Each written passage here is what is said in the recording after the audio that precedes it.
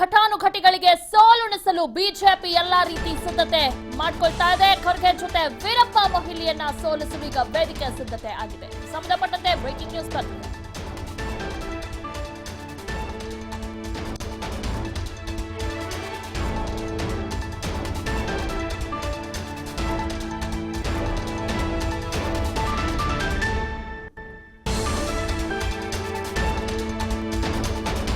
Congress ಘಟಾನುಘಟಿಗಳಿಗೆ ಸೋಲಿಣಿಸಲು BJP ಸಿದ್ಧತೆಯನ್ನ ಮಾಡಿಕೊಂಡಿದೆ. ಖರ್ಗೆ ಜೊತೆ ವೀರಪ್ಪ ಮೊಯ್ಲಿಯನ್ನು ಕೂಡ ಸೋಲಿಸಬೇಕು ಅಂತ ವೇದಿಕೆ ಈಗಾಗಲೇ ಸಿದ್ಧತೆ ಆಗಿದೆ.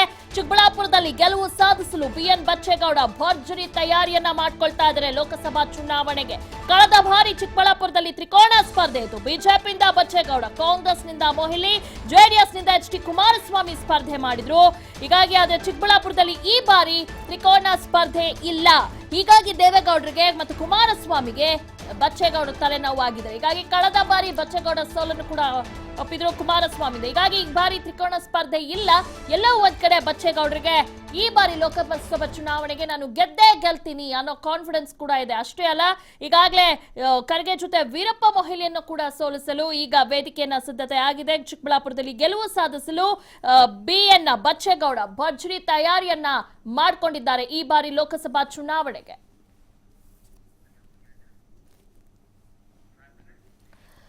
ಕಾಂಗ್ರೆಸ್ ಘಟಾನುಘಟಿಗಳಿಗೆ ಸೋಲಿಣಿಸಲು ಈಗ ಬಿಜೆಪಿ ಸಿದ್ಧತೆ ಮಾಡಿಕೊಂಡಿದೆ. ಖರ್ಗೆ ಜೊತೆ ವೀರಪ್ಪ ಮೊಯ್ಲಿಯನ್ನು ಕೂಡ ಸೋಲಿಸಬೇಕು ಅಂತ ಈಗಾಗಲೇ ಎಲ್ಲಾ ರೀತಿ ವೇದಿಕೆ ಸಿದ್ಧತೆ ಆಗಿದೆ. ಚಿಕ್ಕಬಳ್ಳಾಪುರದಲ್ಲಿ ಗೆಲುವು ಸಾಧಿಸಲು ಈಗ ಬಿಎನ್ ಬಚ್ಚೇಗೌಡ ಭರ್ಜರಿ ತಯಾರಿಯನ್ನು ಕೂಡ ಮಾಡಿಕೊಂಡಿದ್ದಾರೆ. ಈಗಾಗಲೇ ಪ್ರಚಾರ ಕೂಡ ಪ್ರಾರಂಭ ಮಾಡಿದ್ದಾರೆ. ಜೊತೆಗೆ ಈ ಬಾರಿ ಹೇಗಾದ್ರೂ ಮಾಡಿ ನಾನು ಗೆಲ್ಲಲೇಬೇಕು, ಯಾಕಂದ್ರೆ ಕಳೆದ ಬಾರಿ ಲೋಕಸಭಾ ಚುನಾವಣೆಗೆ ಬಿಎನ್ ಬಚ್ಚೇಗೌಡಗೆ ಭಾರಿ ಮುಖಭಂಗವಾಗಿತ್ತು. ಕುಮಾರಸ್ವಾಮಿ ಎದುರು ಸೋಲನ್ನ ಅನುಭವಿಸಿದ್ರು. ಆದ್ರೆ ಈ ಬಾರಿ ನಾನು ಗೆದ್ದೇ ಗೆಲ್ತೀನಿ ಅನ್ನೋ ಭರವಸೆ ಇದೆ ಅಂತ ಕೂಡ ಈಗಾಗಲೇ ಹೇಳಿದ್ದಾರೆ. ಕಳೆದ ಬಾರಿ ಚಿಕ್ಕಬಳ್ಳಾಪುರದಲ್ಲಿ ತ್ರಿಕೋಣ ಸ್ಪರ್ಧೆ ಇತ್ತು. ಬಿಜೆಪಿಯಿಂದ ಬಚ್ಚೇಗೌಡರು, ಕಾಂಗ್ರೆಸ್ನಿಂದ ಮೊಯ್ಲಿ ಮತ್ತು ಜೆಡಿಎಸ್ನಿಂದ ಎಚ್.ಡಿ. ಕುಮಾರಸ್ವಾಮಿ ಸ್ಪರ್ಧೆ ಮಾಡಿದ್ರು. ಇನ್ನು ಈ ಬಾರಿ ಚಿಕ್ಕಬಳ್ಳಾಪುರದಲ್ಲಿ ನಾನು ಗೆಲ್ತೀನಿ ಅಂತ ಕೂಡ ಹೇಳ್ತಾ ಇದ್ದಾರೆ. ಚಿಕ್ಕಬಳ್ಳಾಪುರದಲ್ಲಿ ಈ ಬಾರಿ ತ್ರಿಕೋಣ ಸ್ಪರ್ಧೆ ಇಲ್ಲ. ಜೊತೆಗೆ ಹೀಗಾಗಿ ದೇವೇಗೌಡರಿಗೆ ಮತ್ತು ಕುಮಾರಸ್ವಾಮಿಗೆ ಬಚ್ಚೇಗೌಡ ತಲೆನೋವಾಗಿದ್ದಾರೆ.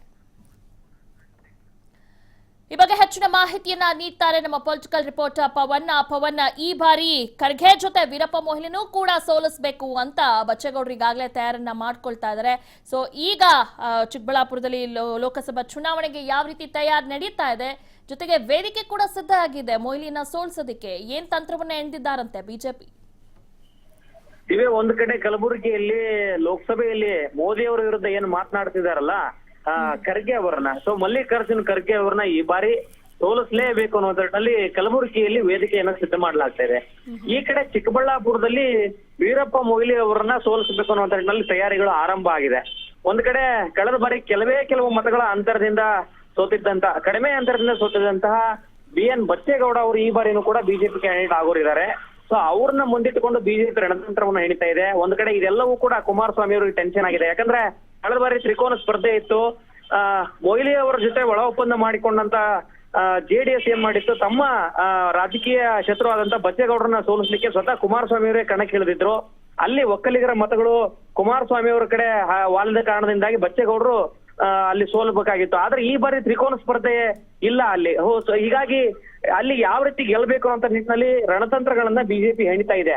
ಒಂದ್ ಕಡೆ ಜೆಡಿಎಸ್ ಕೂಡ ಗೊಂದಲದಲ್ಲಿದೆ. ಚಿಕ್ಕಬಳ್ಳಾಪುರ ಕ್ಷೇತ್ರವನ್ನ ಬಿಟ್ಟುಕೊಡ್ಬೇಕಾ ಕಾಂಗ್ರೆಸ್ಗೆ? ಕಾಂಗ್ರೆಸ್ನ ಕ್ಯಾಂಡಿಡೇಟ್ ಆದ್ರೆ ಅಲ್ಲಿ ಮೊಯ್ಲಿ ಅವರು ಕ್ಯಾಂಡಿಡೇಟ್ ಆದ್ರೆ ಅಲ್ಲಿ ಸೋಲುವಂತ ಸಾಧ್ಯತೆಗಳು ತುಂಬಾ ಹೆಚ್ಚಾಗಿ ಕಾಣ್ತಾ ಇದೆ. ಹೀಗಾಗಿ ಅದನ್ನ ಏನಾದ್ರೂ ಜೆಡಿಎಸ್ಗೆ ತೆಕ್ಕಿಗೆ ತೆಗೆದುಕೊಳ್ಬೇಕಾ ಚಿಕ್ಕಬಳ್ಳಾಪುರ ಕ್ಷೇತ್ರವನ್ನ ಅನ್ನುವಂತ ಒಂದಿಷ್ಟು ಲೆಕ್ಕಾಚಾರಗಳು ನಡೀತಾ ಇದೆ. ದಿವ್ಯಾ, ಓಕೆ, ಪ್ರತಿ ಬಾರಿನೂ ಕೂಡ ಸ್ಪರ್ಧಿ ರಾಜಕೀಯ ಅಖಾಡಕ್ಕೆ ಇಳಿದ್ರೆ ನಾನು ಗೆದ್ದೇ ಗೆಲ್ತೀನಿ ಅನ್ನೋ ಭರವಸೆಲೇ ಇಳಿತಾರೆ. ಆದ್ರೆ ಇದಾದ ನಂತರ ಅಲ್ಟಿಮೇಟ್ಲಿ ಮತದಾರರು ಅದನ್ನ ಡಿಸೈಡ್ ಮಾಡೋದು. ಅಲ್ಲಿ ಯಾವ ರೀತಿ ಅಲೆ ಇದೆ ಚಿಕ್ಕಬಳ್ಳಾಪುರದಲ್ಲಿ ಈಗ? ಸದ್ಯಕ್ಕೆ ಚಿಕ್ಕಬಳ್ಳಾಪುರ ಲೋಕಸಭಾ ಕ್ಷೇತ್ರವನ್ನು ನೋಡಿದಾಗ ಅಲ್ಲಿ ಕೆಲವೊಂದಿಷ್ಟು ಜನ ಭಿನ್ನಮತೀಯ ಶಾಸಕರು ಈ ಬಾರಿ ಕಾಂಗ್ರೆಸ್ ಪರ ಕೆಲಸ ಮಾಡಿ ಅಂತ ಹೇಳಿದ್ರು ಕೂಡ ಹೈಕಮಾಂಡ್ ಅವರು ಕೆಲಸ ಮಾಡ್ತಾರ. ಭಿನ್ನಮತಿ ಶಾಸಕರಿದ್ದಾರೆ, ಕೆಲವೊಂದಿಷ್ಟು ಜನ ಶಾಸಕರಿದ್ದಾರೆ. ಸೊ ಅವರಿಗೆ ಸಚಿವ ಸ್ಥಾನ ಸಿಕ್ಕಿಲ್ಲ ಅನ್ನುವಂತ ನಿಟ್ಟಿನಲ್ಲಿ ಒಂದು ಅಸಮಾಧಾನ ಇದೆ. ಸೊ ಹೀಗಾಗಿ ಕಾಂಗ್ರೆಸ್ನಲ್ಲೂ ಕೂಡ ಕೆಲವೊಂದಿಷ್ಟು ಭಿನ್ನಾಭಿಪ್ರಾಯಗಳಿದೆ. ಇನ್ನೊಂದು ಕಡೆ ಮೊಯ್ಲಿ ಅವರ ಪರವಾಗಿ ಈ ಬಾರಿ ಒಕ್ಕಲಿಗರು ವೋಟ್ ಮಾಡ್ತಾರೆ ಅನ್ನುವಂತ ಡೌಟ್ ಕೂಡ ಇದೆ. ಹೀಗಾಗಿ ಮೊಯ್ಲಿ ಅವರು ಕ್ಯಾಂಡಿಡೇಟ್ ಆದ್ರೆ ಅಲ್ಲಿ ಬಚ್ಚೇಗೌಡರು ಈ ಬಾರಿ ಗೆಲ್ಲುವಂತ ಸಾಧ್ಯತೆಗಳು ಜಾಸ್ತಿ ಇದೆ ಅಂತ ಹೇಳಲಾಗ್ತಾ ಇದೆ. ಯಾಕಂದ್ರೆ ಕಳೆದ ಬಾರಿ ಕೇವಲ 12-13 ಸಾವಿರ ಮತಗಳ ಅಂತರದಲ್ಲಿ ಸೋತಂತಹ BN ಬಚ್ಚೇಗೌಡರ ಮೇಲೆ ಒಂದಿಷ್ಟು ಅನುಕಂಪ ಕೂಡ ಇದೆ. ಹೀಗಾಗಿ ಈ ಬಾರಿ ಎಲ್ಲವೂ ಕೂಡ ಬಚ್ಚೇಗೌಡರಿಗೆ ಪ್ಲಸ್ ಪಾಯಿಂಟ್ ಆಗುವಂತ ಸಾಧ್ಯತೆಗಳಿದೆ ಅಂತ ಹೇಳಲಾಗ್ತಾ ಇದೆ. ದಿವ್ಯಾ. ಓಕೆ ಪವನ್, ಧನ್ಯವಾದಗಳು ತಮ್ಮ ಮಾಹಿತಿಗಾಗಿ.